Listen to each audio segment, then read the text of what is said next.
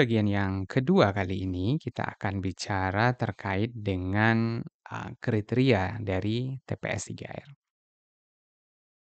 Nah, apa saja kriteria terkait dengan TPS 3R tersebut? Kita akan simak pada video berikut ini.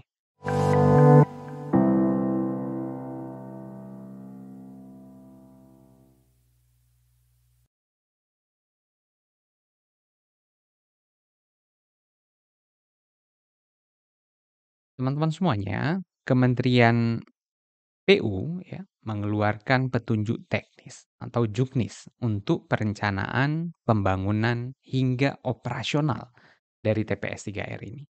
Nah, versi juknis terakhir yang dapat diakses adalah juknis tahun 2017.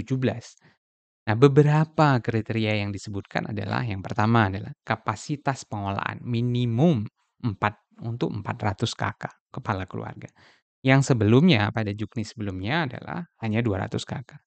Nah, harapannya dengan ditingkatkan jumlah sampah yang dapat dikelola yang masuk lebih banyak dan kos atau biaya operasional dapat ditutupi dengan baik. Yang kedua, luasan lahan yang dimiliki minimal adalah 200 meter persegi. Pemerintah daerah wajib menyediakan lahan milik pemerintah untuk kebutuhan lahan tersebut. Kecuali ada kepentingan mendesak lainnya terkait status lahan tersebut. Yang ketiga, bangunan yang dimiliki oleh TPS 3R adalah bentuknya adalah bangunan hanggar beratap yang nantinya akan dibagi menjadi berbagai macam area seperti yang terlihat pada gambar. Misalnya ada area penerimaan sampah, begitu sampah masuk gitu.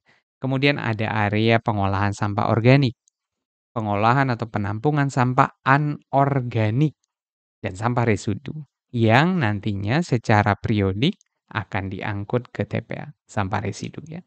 Nah, TPS 3R juga dilengkapi dengan kantor, gudang penyimpanan, misalnya untuk sampah hasil pilahan.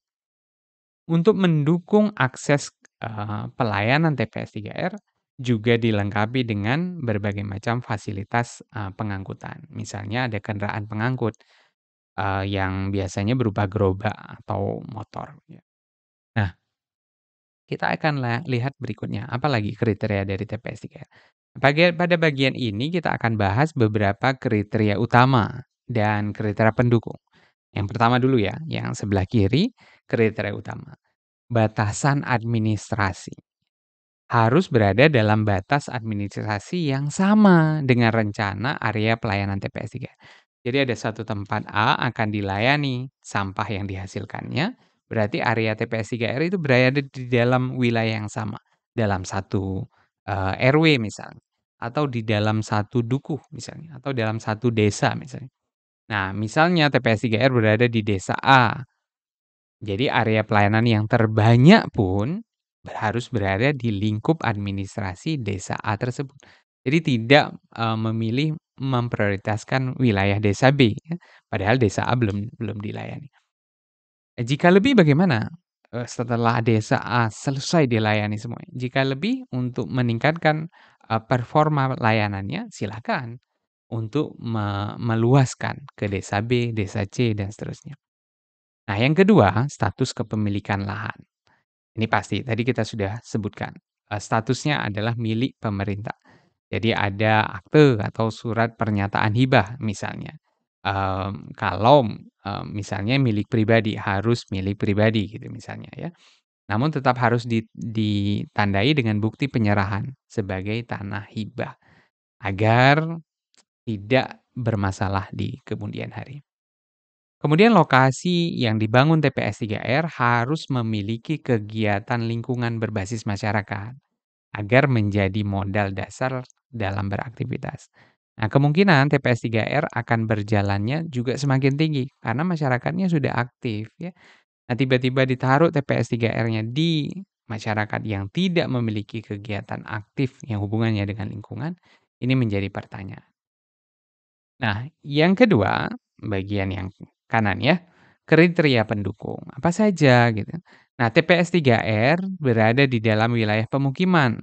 Layaknya kriteria utama tadi agar jarak pelayanan yang berujung pada biaya operasional. Jadi, harapannya tidak jauh-jauh diambil sampahnya, nanti nggak nutup biaya untuk, pengangkutannya, ya. Nah, cara-cara yang lain pastilah wilayahnya harus bebas banjir, ada jalan masuk, sebaiknya tidak terlalu jauh dengan jalan raya, ya. Kemudian, yang berikutnya adalah misalnya, wilayah rencana pembangunan TPS 3R memiliki tokoh masyarakat yang disegani. Harapannya juga memiliki wawasan ya, lingkungan yang tinggi. Jadi dia punya pemahaman lingkungan yang baik, karena isu sampah ini adalah isu sensitif teman-teman. Apalagi yang akan dilakukan adalah pembangunan TPS 3R. Image sampah ini sudah terlanjur negatif. Masyarakat menganggap dengan hadirnya TPS ini akan mengganggu kenyamanan. Kampung jadi lebih kumuh, berbau, dapat saja menjadi sumber penyebaran penyakit akibat dari sanitasi yang buruk. Nah, disinilah peran tokoh-tokoh masyarakat untuk memberi teladan dan sekaligus edukasi dalam berbagai kebenaran isu yang dipikirkan oleh masyarakat tadi. Jadi mengubah persepsi masyarakat sehingga tidak menimbulkan keresahan. Nah, sehingga TPS 3R, dapat dibangun dengan baik. Mengingat lokasi TPS 3R ini kebanyakan memang berada di luar area pelayanan pengangkutan sampah yang dilakukan oleh pemerintah daerah. Nah, artinya TPS 3R ini berada di wilayah bisa saja pedesaan, bukan wilayah perkotaan yang menjadi prioritas pelayanan sampah. Nah, aktivitas penanganan sampah yang dilakukan oleh masyarakat sangat simpel dan cenderung tidak ramah lingkungan. Misalnya menimbun, membuang sembarangan, membuang ke jurang, ke sungai, bahkan membakar seluruh sampah yang dihasilkan. Nah, dengan hadirnya TPS 3R secara mendadak, ini kan merubah pola yang seharusnya, yang selama ini sudah ada gitu. Bagaimana mewajibkan masyarakat untuk ikut memilah sampah, mewadahi sampahnya, kemudian, diangkutlah oleh petugas, pengelola TPS 3. Dan bentuk pelayanan yang dilakukan biasanya harus diakomodir dengan adanya biaya retribusi.